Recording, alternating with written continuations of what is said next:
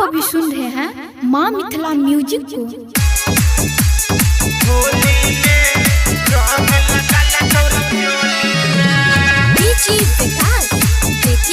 आप अभी सुन रहे हैं माँ मिथिला म्यूजिक को।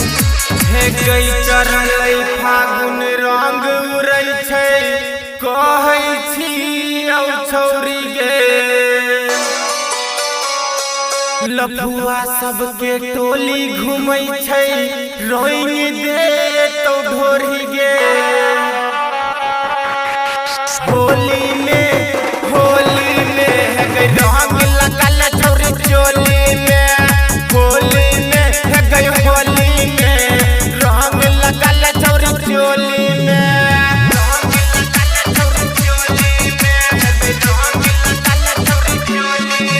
सुन होली में रंग लगल छौरी चोली में होली में है गई होली में रंग लगल छौरी चोली में। आप अभी सुन रहे हैं माँ मिथिला म्यूजिक को।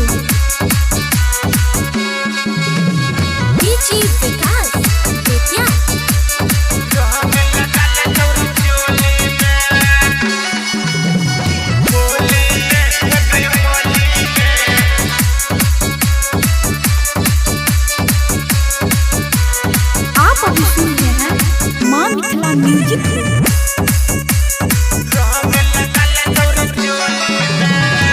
गोरे गोरे गाल रंगा के उठा ले माजा गोरी गे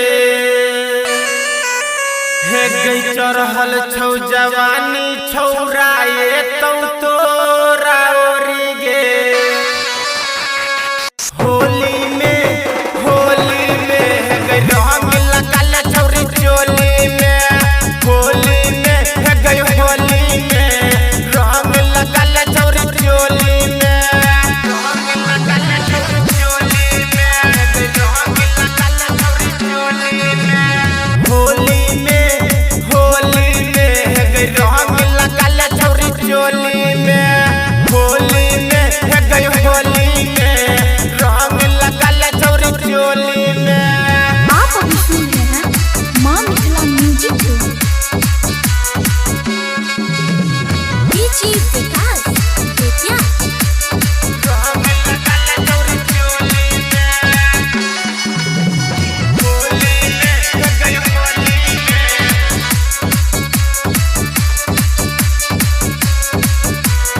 आप अभी सुन रहे हैं माँ मिथिला म्यूजिक को।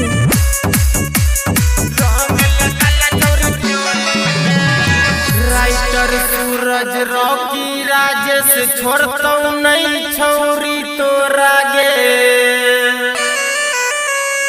संजय गगन शिवा कहो नहीं छै तोहर जोरा गे होली में है गई होली में रंग लगल छौरी चोली में होली में है गई होली में रंग लगल छौरी चोली में रंग लगल छौरी चोली में है गई रंग लगल छौरी चोली में सुन होली में है गई होली में रंग लगल छौरी ढोरी में होली में है गई होली में रंग लगल छौरी ढोरी में। आप अभी सुन रहे हैं माँ मिथिला म्यूजिक को।